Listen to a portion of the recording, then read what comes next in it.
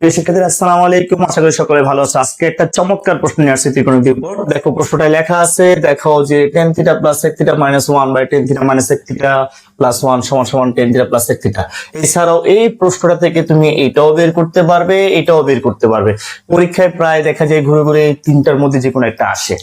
তাই আমি একসাথে এই প্রশ্ন থেকে বাকি প্রশ্নগুলো কিভাবে বের করা যায় সেই সলিউশনটা দেখাবো ইনশাআল্লাহ। খুব কম সময়ে চেষ্টা করবো সমাধানটা করার জন্য। সবাই মনোযোগ দিয়ে শোনো, আমার বিশ্বাস একবার শুনলে তুমি মুখস্থ করে ফেলতে পারবা, ক্যালকুলেশন শিখে যাবে। কেমন?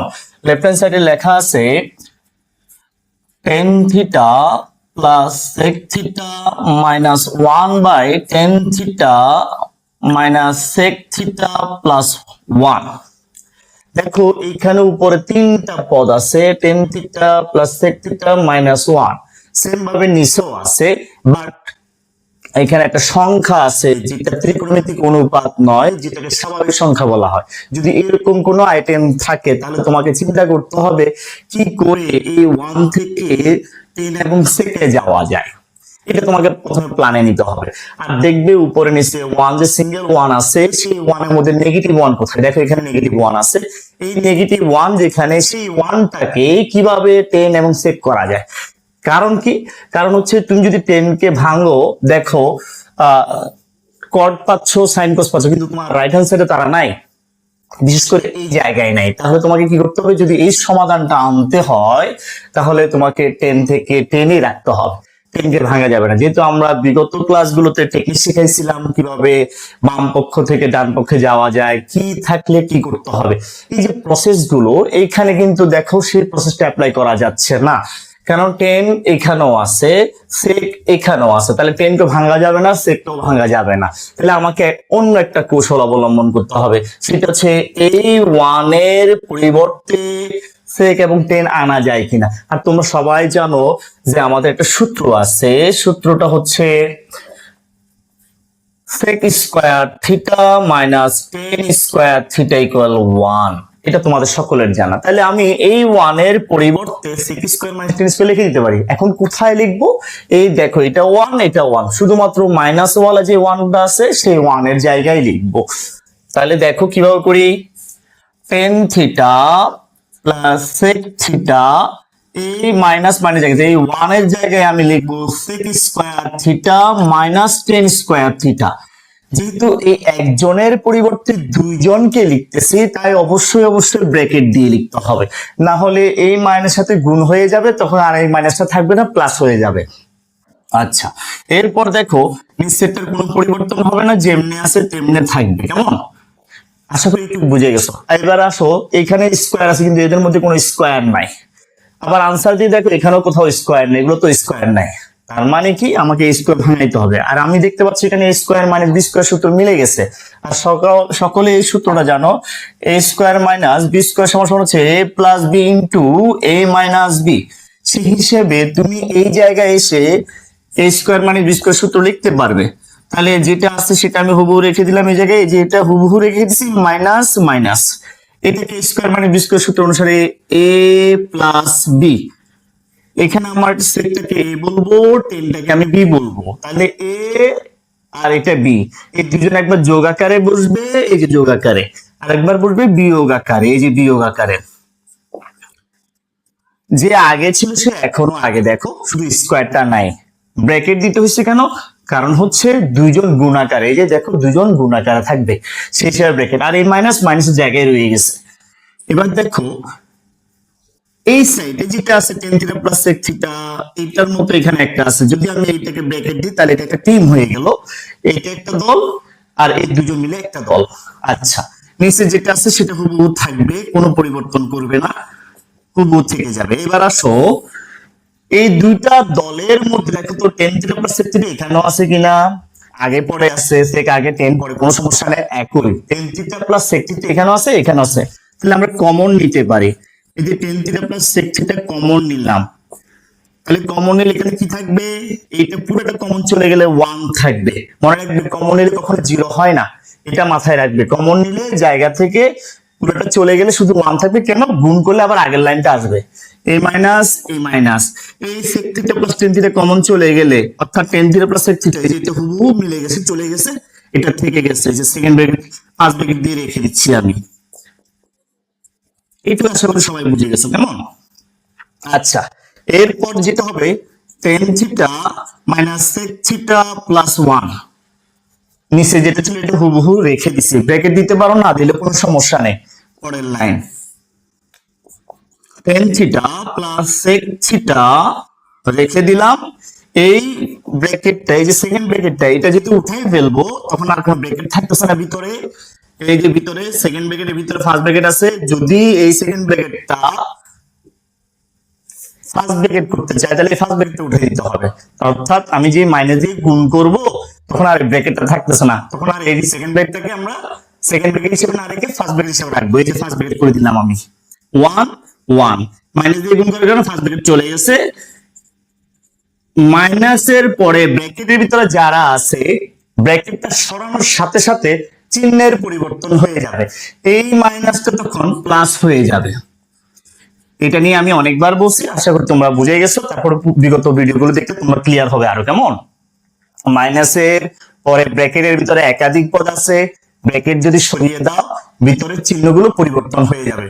হয়ে গেছে, দেখো নিচে দেখো সেম একটা লেখা হুবহু আছে, দেখো এই যে এইটার এটা একই লেখা, হয়তো টেনটা এখানে পরে, এই যে ওয়ানটা আগে, এখানে দেখো ওয়ানটা পরে টেনটা আগে, একই লেখা সেক মাইনাস, এই যে সেক মাইনাস, তার মানে এইটার এটা সেম কাটাকাটি করা যাবে। এই অবস্থায় থাকতেছে কি tan theta plus sec theta, এটাই আমাদের রাইট হ্যান্ড সাইডে আসছে, দেখো। তার মানে আমি বাম পক্ষ থেকে ডান পক্ষ বের করে ফেলছি।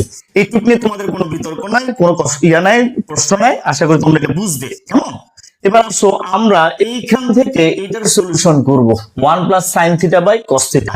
কেমনে করব দেখো, এই লাইনটা থেকে সেটা বের করা যাচ্ছে, আমরা এই লাইনটা থেকে বের করব।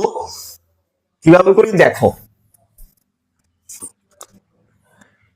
এই লাইনটাই আমি লিখতেছি, আবার এই লাইনটাকে লিখতেছি, অর্থাৎ টেন থিটা প্লাস সেক থিটাকে লিখতেছি। এই লাইন থেকে এটা বের করা যাবে।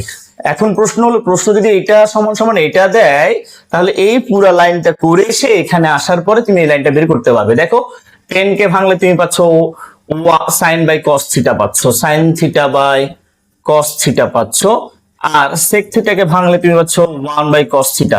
কেন? সূত্র হিসাবে তুমি এগুলো জানো, সূত্র হিসাবে তুমি জানো টেন থিটা মানে হচ্ছে sine theta by cos theta, আর সেক থিটা সমান সমান তুমি জানো 1 বাই কস থিটা। যাদের সূত্রগুলো মুখস্থ নাই এখনই মুখস্থ করে নিবে, কারণ সূত্রগুলো কম বেশি সবার জানা আছে, কম বেশি সবার জানা আছে, আশা করি তোমরা পারবে। তারপর দেখো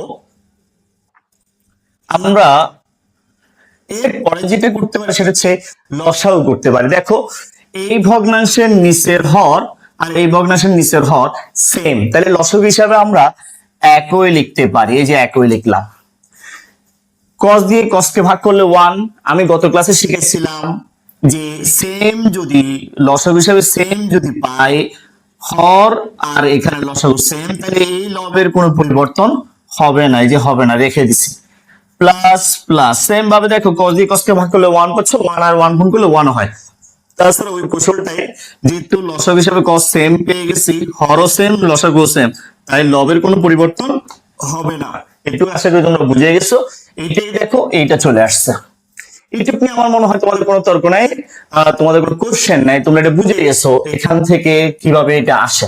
এবার দেখো এইখান থেকে এটা কিভাবে আসে, সেম একই, এখান থেকে এটা কিভাবে আসে, এই সবগুলো লেখা শেষে এখানে আসার পরে তুমি দেখো এটা সলিউশন চলে আসছে। আবার এখান থেকে এটাও বের করা যায়, তো আমরা কিভাবে করব, আমরা একটা কৌশল অ্যাপ্লাই করি। দেখো এই জায়গায় কসটা উপরে, 1 মাইনাস সাইনটা নিচে, আমাদের এখানে 1 প্লাস সাইন আছে, দেখো সাইন প্লাস 1 বা 1 প্লাস সাইন আছে, নিচে কি লিখবে 1 মাইনাস সাইন লাগবে। সেই হিসেবে তুমি উপরে যা আছে তাকে রাখো, এটাকে সাজায় লিখতে পারো 1 প্লাস সাইন থিটাকে সাজায় লেখো। আমি জাস্ট 1টাকে আগে লিখছি, সাইনটাকে পরে লিখছি। কেন? আমি গত ক্লাসে শিখাইছি যে সাইন এবং কসের বেলায় 1টা সাধারণত আগে থাকে, কেন? সূত্রের কারণে। সূত্রটা কি লেখা, sine square theta plus cos square theta equal 1। এখানে তুমি যাকে, এই দুজনের যাকে এসে পারো সে মাইনাস আকারে বসবে। অর্থাৎ যদি আমি কসকে রাখি এই যে cos স্কয়ার কে রাখি, তাহলে 1 মাইনাস সাইনটা উঠে গেলে নেগেটিভ সাইন স্কয়ার হয়ে যাচ্ছে। এই ফরম্যাটটার কারণে 1 সবসময় আগে থাকতেছে, আমি এই কারণে 1টাকে আগে রাখছি। এবার আসো নিচে যে cos থিটা সেটাও রাখতেছি। এবার ভালো করে খেয়াল করে দেখো এটার সাথে মিলা, নিচে কি 1 মাইনাস সাইন, তাহলে নিচে একটা 1 মাইনাস সাইন নিয়ে আসো। এই লেখাটাই আবার উপরে লিখে দাও। কেন লিখে দিবে? কারণ কাটাকাটি করলে আবার আগের লাইনটা যাতে চলে আসে, এই লাইনটা যাতে চলে আসে। তার মানে আমি এটা উপরেও গুণ করছি, নিচেও গুণ করছি, কাটাকাটি করলে আগের লাইন। এবার আসো মিলটা দেখো, এইখানে যদি 1 কে আমি a বলি, sin কে যদি আমি b বলি, তাহলে a plus b into a minus b, তার মানে a স্কয়ার মানে b স্কয়ার সূত্র পড়ে গেছে না? এই a square minus b square মানে এই যে 1 square minus sin square theta হচ্ছে। আবার খেয়াল করো a plus b into a minus b, a হচ্ছে এখানে 1, b হচ্ছে এখানে sin, তাহলে a plus b into a minus b মানে হচ্ছে a square minus b square. আর নিচে যা দেখো হুবহু রেখে দিলাম। এবার তোমাদের কাছে আমার প্রশ্ন, এই লাইনটা উপরের লাইনটা 1 মানে sin স্কয়ার লাইনটা হুবহু এটা কিনা দেখো তো। 1 এর উপর স্কয়ার দিতে পারো, নাও দিতে পারো, কোনো সমস্যা নেই, কেমন? তাহলে এটা মানে আমি কত লিখতে পারি? cos স্কয়ার লিখতে পারি। এই যে cos স্কয়ার লিখলাম, নিচে কি লেখা? cos theta into 1 minus sin theta লেখা। এবার তোমরাই বলো cos থিটা দিয়ে cos স্কয়ার কে ভাগ করলে শুধু cos থাকে না? এটাই তোমাদের প্রশ্নের সলিউশনটা। তাহলে আমি এখানে কত লিখতে পারি? cos থিটা লিখতে পারি, আর নিচে 1 মাইনাস sin থিটা। দেখো তো চলে আসছে কিনা এটা।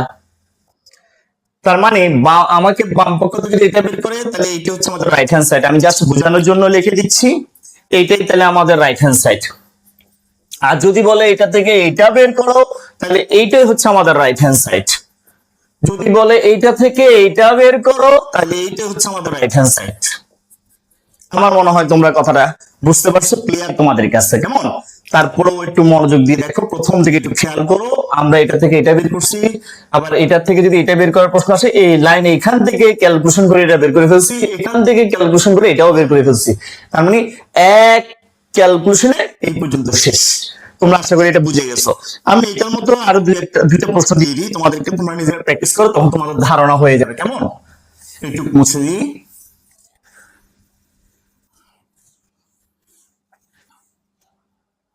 দেখো আমরা সেম ভাবে লিখতে পারি, দেখাও যে 2 নম্বর প্রশ্ন হিসেবে নিতে পারো।